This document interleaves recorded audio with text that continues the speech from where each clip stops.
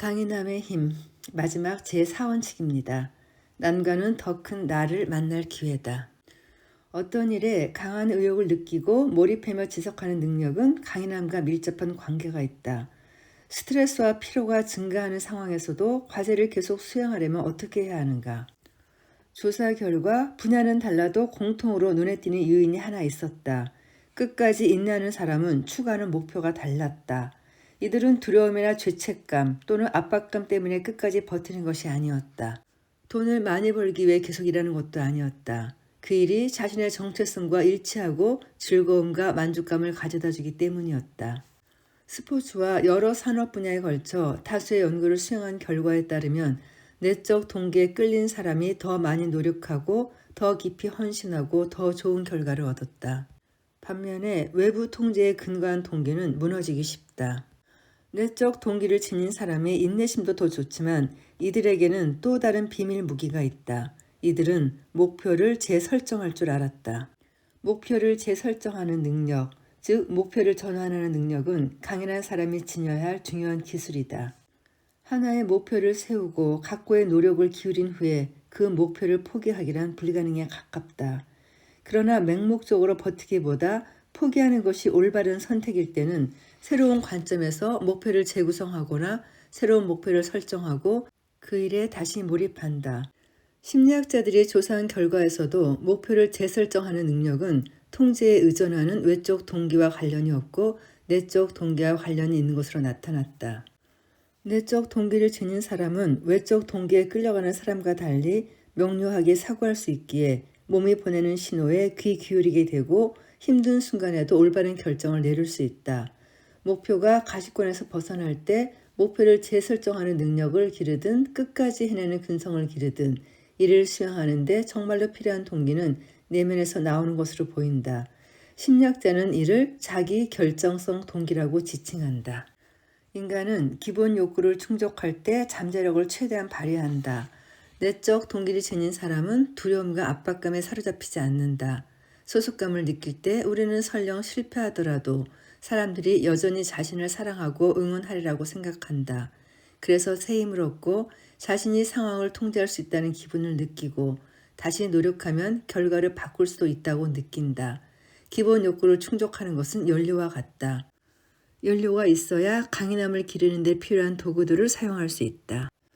요약하자면 건강하게 정상적으로 기능하는 인간이 되는 데 필요한 재료가 곧 역경과 고통을 다스리는 데 필요한 재료라는 사실이다.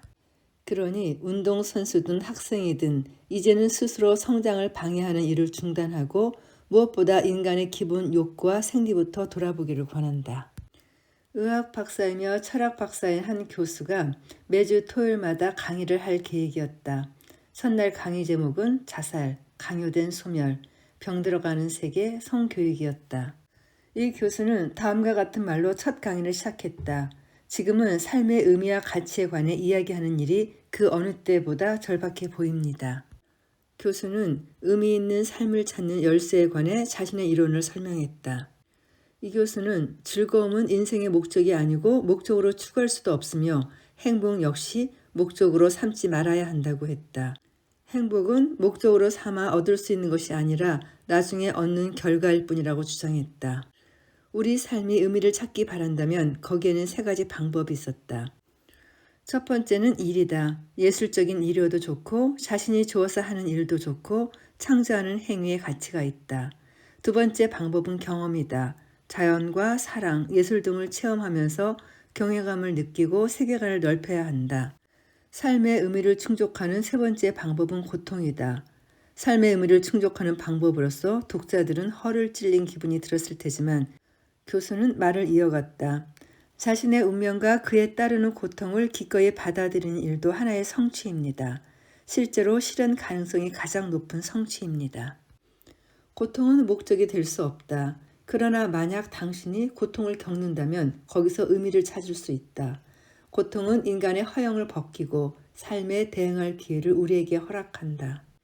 이 교수에게 고통은 삶의 의미를 찾는 수단이었을 뿐 아니라 그렇게 찾은 의미가 고통을 이겨내는 수단이었다. 이 교수는 바로 빅터 프랭클이다. 우리 가운데 강제 수용소 포로 생활처럼 끔찍한 어려움을 마주할 사람은 거의 없을 것이다. 그러나 빅터 프랭클이 우리에게 전한 메시지에 따르면 목적은 접착제 같아서 우리가 삶의 의미를 놓치지 않도록 단단히 결속하고 아무리 끔찍한 상황이라도 이겨낼 동기를 부여한다. 자신을 움직이는 강력한 목적이 있는 사람은 터보 엔진을 부착한 것과 같다. 이 목적은 신이나 가족 때문에 생기기도 하고 동료를 아끼는 마음으로 경기장을 뛰거나 중요한 임무를 부여받을 때 생기기도 한다. 어떤 목적이든 우리는 중요한 목적을 추구할 때 더 오래 과제를 지속한다. 그리고 목적이 있을 때 우리는 고통을 더 오래 견디고 버텨낼 뿐 아니라 무엇이 중요한지 기억하고 제때 올바른 결정을 내릴 수 있다. 자유는 삶의 의미를 찾는 열쇠다. 우리에게는 괴로운 경험을 어떻게 이해하고 받아들일지 선택할 자유가 있다. 프랭클에게는 죽음도 삶과 마찬가지로 의미를 지닌다. 내면의 자유는 생존을 지속하는 데에도 중요한 요소이지만 자기의 행동을 선택할 힘을 준다는 점에서도 중요하다. 가령 곧 죽을 운명에 처해 있을지라도 자신이 숨을 거둘 장소를 선택할 힘이 여전히 남아 있었다. 설령 그 장소가 마음속에 있는 공간이었을지라도 말이다. 수용소에서는 죽음의 순간에도 낫지가 강요한 방식이 아니라 자신이 선택한 방식으로 죽음을 맞는 것이 중요했다. 프랭클이 회고한 바에 따르면 생존하지 못한 사람은 가장 나약한 사람이 아니라 가장 강한 사람들이었다. 삶의 의미를 찾는 작업은 홀로코스트 생존자뿐만 아니라 다른 정신적 외상을 겪은 사람들에게도 중요하다.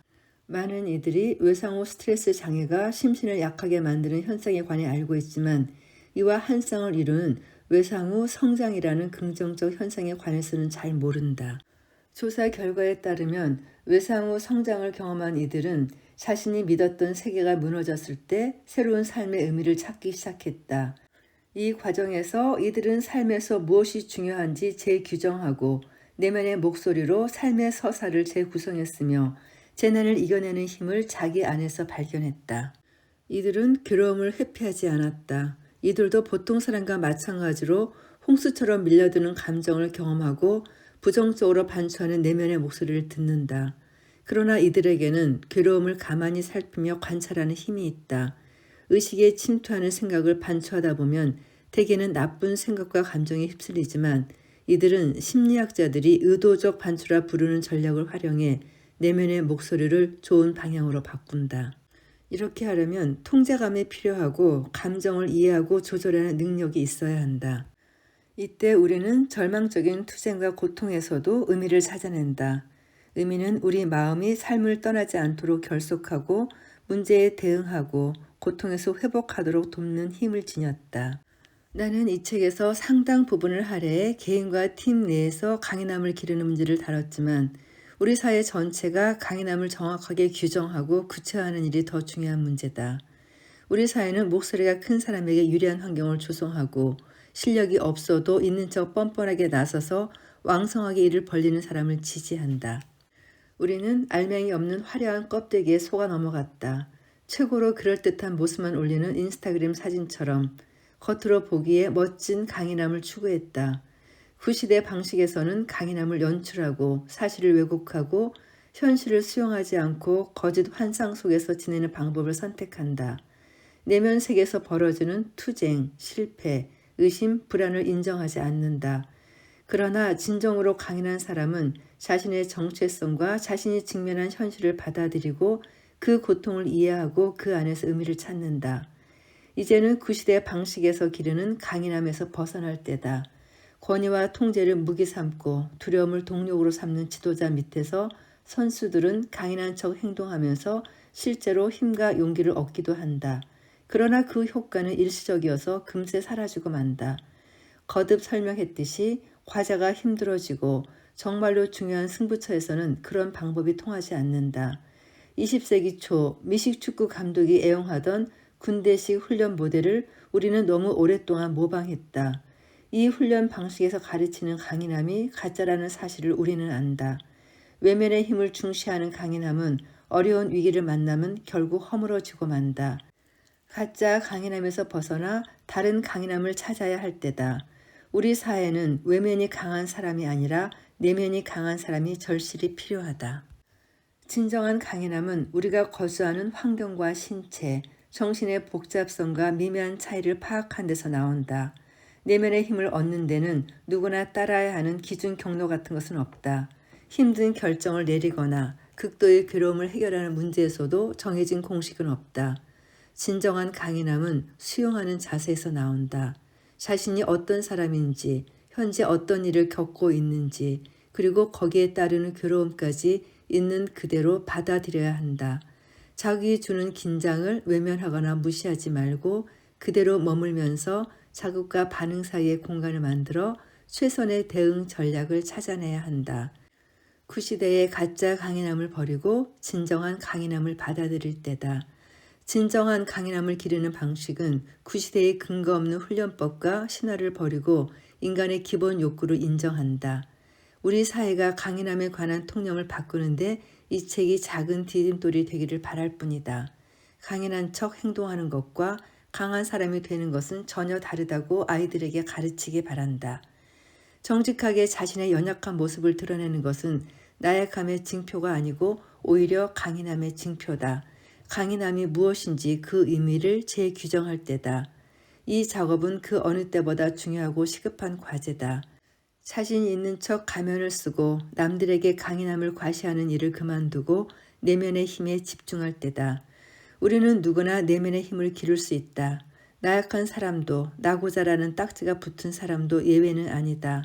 현실을 인정하고 두려움 없이 자신을 받아들이기 위해 내면의 느낌과 감정을 정보로 해석하기 위해 인간의 기본 욕구를 충족하기 위해 그리고 삶의 의미와 목적을 찾아 인생의 고비를 극복하기 위해 애쓰는 모든 이들에게 행운이 있기를 바란다.